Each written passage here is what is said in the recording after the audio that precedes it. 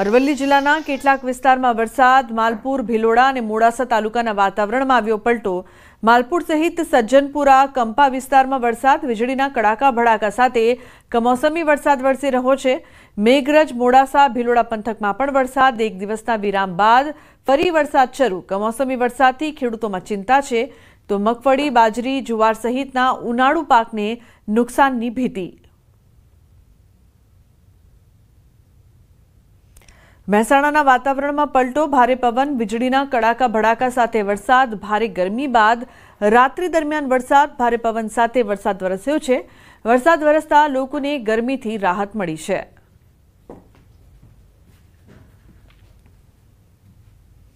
તો વીજળીના કડાકા ભડાકા સાથે મોડી રાત્રે વરસાદ છે તે વરસ્યો છે। લોકોને ગરમીથી રાહત પણ મળી છે, સાથે અનેક વિસ્તારોમાં પાણી પણ ભરાયા છે। તો અંબાજી પંથકમાં મોડી રાત્રે વાતાવરણમાં પલટો, ધોધમાર વરસાદ, વીજળીના કડાકા ભડાકા સાથે વરસાદની થઈ શરૂઆત। દિવસભરની ગરમીના ઉકળાટ બાદ વાવાઝોડા સાથે વરસાદ। ગરમીના ઉકળાટમાંથી લોકોને આંશિક રાહત મળી છે।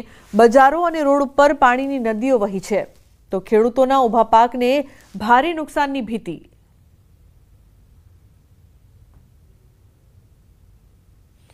બનાસકાંઠાના કાંકરેજ પંથકમાં પણ મોડી રાત્રે વરસાદ। કાંકરેજના શિહોરી, થરા સહિતના વિસ્તારોમાં વરસાદ। ભારે પવન સાથે વરસાદથી જનજીવન પ્રભાવિત થયું છે। અનેક વિસ્તારોમાં વરસાદી ઝાપટા પડતા વાતાવરણમાં ઠંડક જોવા મળી રહી છે તો બાજરી, જુવાર સહિતના ખેતી પાકમાં નુકસાનની ભીતિ સેવાઈ રહી છે। વડોદરામાં વહેલી સવારથી વરસાદી માહોલ જામ્યો છે। વહેલી સવારે ગાજવીજ સાથે વરસ્યો છે ધોધમાર વરસાદ। શહેર અને ગ્રામ્ય વિસ્તારમાં વરસાદની ધમાકેદાર બેટિંગ થઈ છે। સમા, હરણી, રાવપુરા, અલકાપુરી, નિઝામપુર, ફતેગંજ, ગોત્રીવાસ, ભાયલીમાં વરસાદ તો વડોદરાના ગ્રામ્યના શિનોર, ડભોઈ, વાઘોડિયા, કરજણ, સાવલી અને પાદરામાં પણ વરસાદ વરસી રહ્યો છે।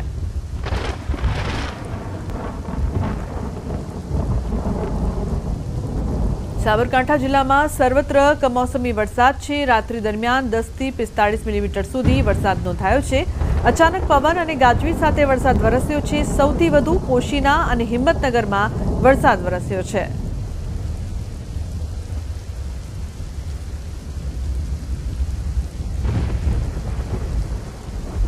તો મહેસાણાના ઊંઝામાં રાત્રે વરસાદની રમઝટ। ઊંઝામાં મુખ્ય રેલવે અંડરપાસમાં વરસાદી પાણી ભરાયા છે। અંડરપાસમાં પાણી ભરાતા વાહન વ્યવહાર માટે બંધ કરાયો। પહેલા જ વરસાદે અંડરપાસમાં પાણી ભરાઈ જતા વાહન ચાલકો પરેશાન થયા છે। ઊંઝા નગરપાલિકા દ્વારા પાણી કાઢવા માટે કામગીરી શરૂ કરવામાં આવી છે।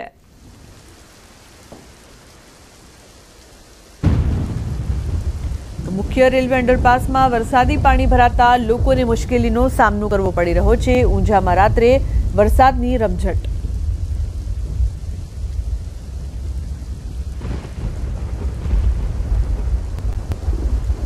તો અનેક વિસ્તારમાં પાણી ભરાતા લોકોને સમસ્યા પણ થઈ રહી છે।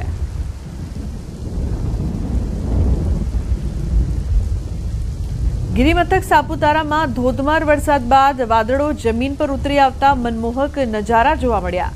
ગિરિમથક સાપુતારાના તળેટી વિસ્તારમાં લીલીછમ વનરાઈ પર ધુમ્મસની ચાદર પથરાતા ડુંગર પર બરફ છવાયો હોય તેવા દ્રશ્યો પ્રવાસીઓમાં આકર્ષણનું કેન્દ્ર બન્યા છે। વરસાદના વિરામ બાદ ગિરિકંદરામાં ધુમ્મસને પગલે ગિરિમથક સાપુતારાના સૌંદર્યમાં 4 ચાંદ લાગી ગયા છે।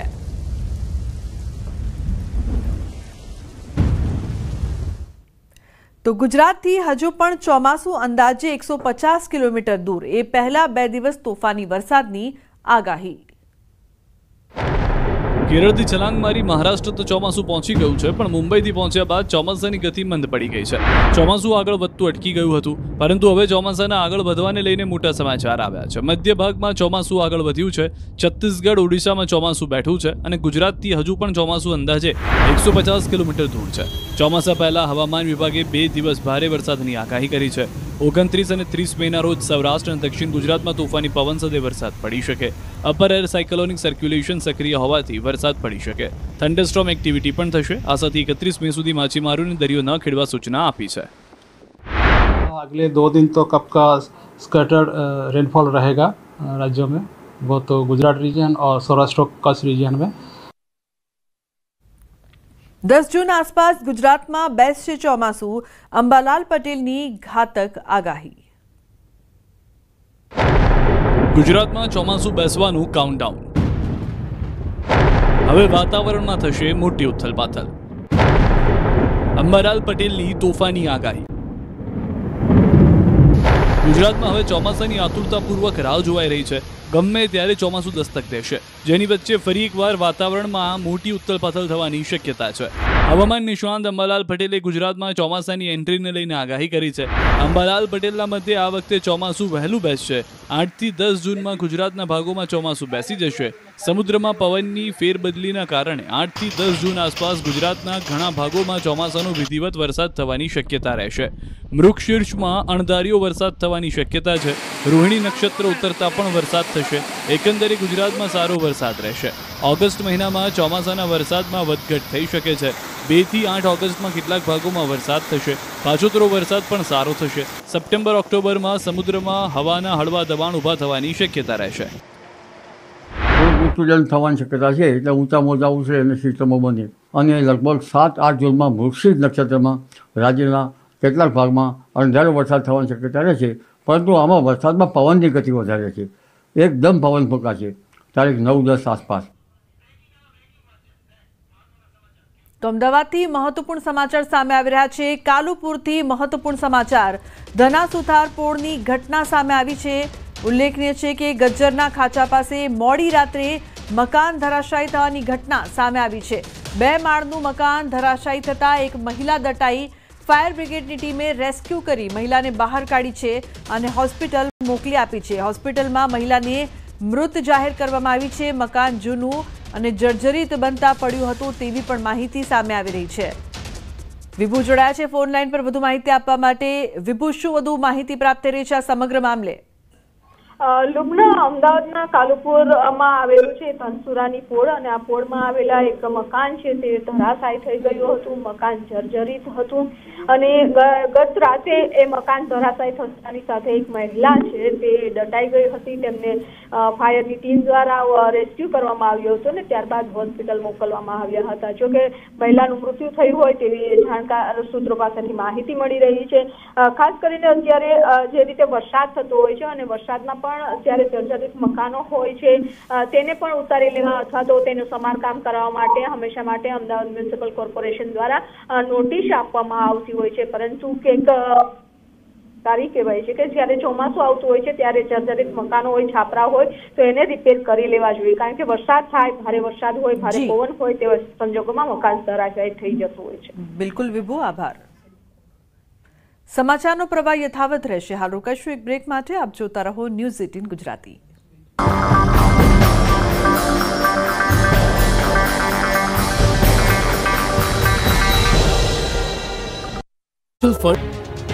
દ્વારકા જિલ્લાની સમુદ્રી સીમામાં આવેલા 21 જેટલા નિર્જન ટાપુ પર લોકોની અવરજવર પર રોક લગાવવામાં આવી.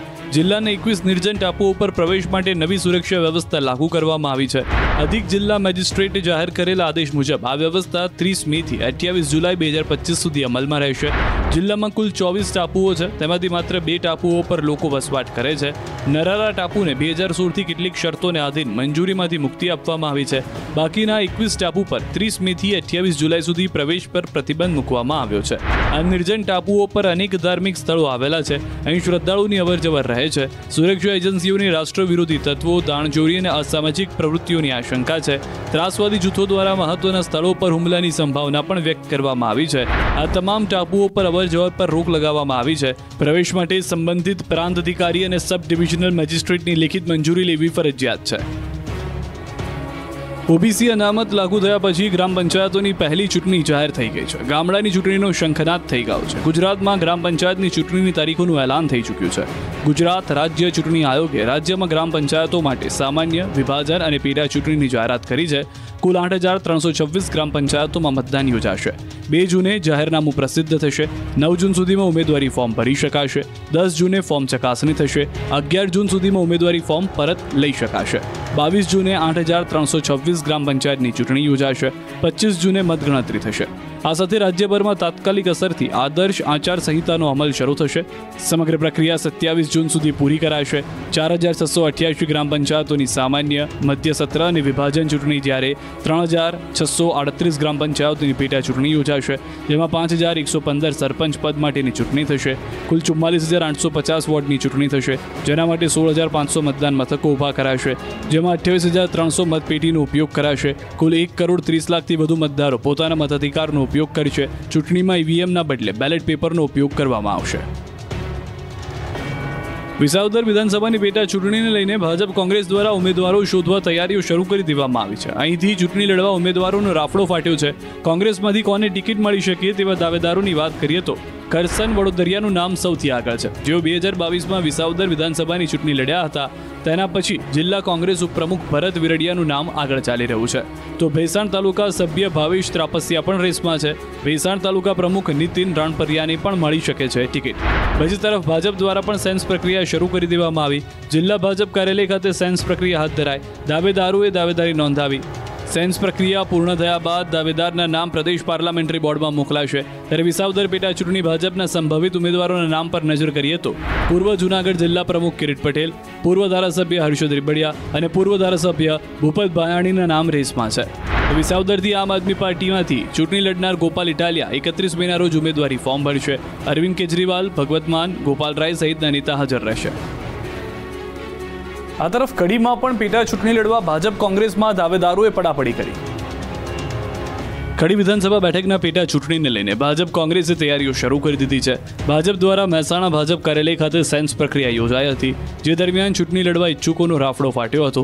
ઉમેદવારી કરવા માંગતા દાવેદારોની લાઈન લાગી હતી. ભાજપના નિરીક્ષકોએ દાવેદારોને સાંભળ્યા હતા. પૂર્વ સાંસદ દિનેશભાઈ અનાવાડિયા, પ્રદેશ ઉપાધ્યક્ષ કૌશલ્યા કુંવરબા, ગાંધીનગર શહેરના પૂર્વ મહામંત્રી કનુભાઈ દેસાઈ નિરીક્ષક તરીકે હાજર રહ્યા. તો કડી વિધાનસભાની પેટા ચૂંટણીને લઈને કોંગ્રેસ દ્વારા પણ સેન્સ પ્રક્રિયા યોજાઈ. ચૂંટણી લડવા ઈચ્છુક હોય તેવા 7 થી 8 દાવેદારોને કોંગ્રેસના નિરીક્ષકોએ સાંભળ્યા.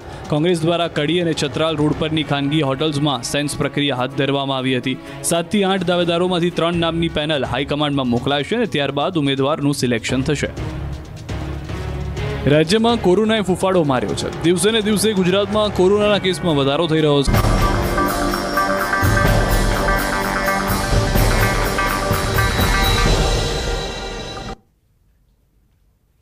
Welcome back. સમાચારમાં આગળ વાત કરીએ તો અમદાવાદ શહેરના બાપુનગર વિસ્તારમાં મેગા ડિમોલિશન, ગરીબનગર 4 રસ્તા પાસે કરવામાં આવી રહ્યું છે ડિમોલિશન.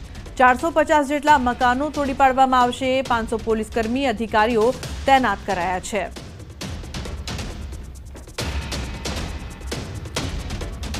તો સંવાદદાતા ઋત્વિજ લાઈવ જોડાયા છે વધુ માહિતી આપવા માટે. ઋત્વિજ, જે પ્રકારથી ડિમોલિશનની કામગીરી થઈ રહી છે, શું વધુ માહિતી છે આપની પાસે?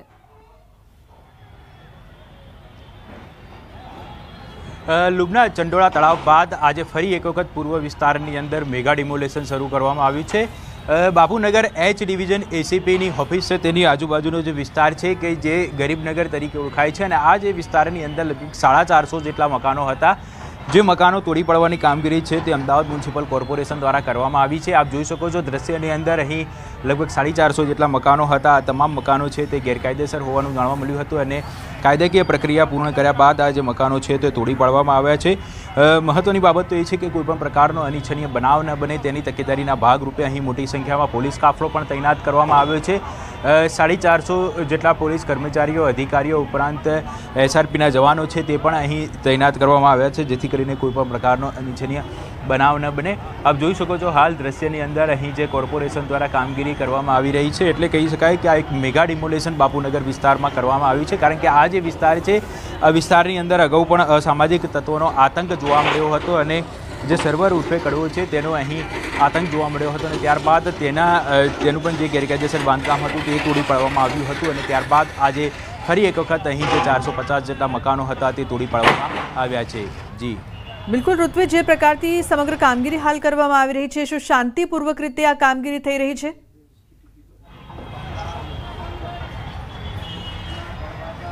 લુબના સંપૂર્ણ શાંતિપૂર્ણ રીતે આ કામગીરી છે તે થઈ રહી છે. હાલમાં કારણ કે અહીં કોઈપણ પ્રકારનો અનિચ્છનીય બનાવ ન બને તેની તકેદારીના ભાગરૂપે 2 એસીપી 10 પીઆઈ 27 જેટલા પીએસઆઈ સહિત પોલીસ કાફલો લગભગ 500થી વધારે પોલીસ જવાનોનો કાફલો અહીં તૈનાત કરવામાં આવ્યો હતો. ઉપરાંત એસઆરપીની અલગ અલગ કંપનીઓ છે તે પણ અહીં તૈનાત કરવામાં આવી હતી કે જેથી કરીને કોઈપણ પ્રકારનો અનિચ્છનીય બનાવ ન બને. કારણ કે સ્વાભાવિક છે કે જે સ્થાનિક લોકો હતા તેઓની અંદર રોષ જોવા મળ્યો હતો. જો કે કાયદાકીય પ્રક્રિયા કર્યા બાદ આ જે કામગીરી છે તે કરવામાં આવી છે. તેઓને અગાઉ પણ જાણ કરી દેવામાં આવી હતી કે અહીં ડિમોલેશન હાથ ધરવામાં આવશે. આપની પાસેથી તમામ માહિતી અમે લેતા રહીશું. તો જે પ્રકારથી ડિમોલેશનની કામગીરી છે તે થઈ રહી છે.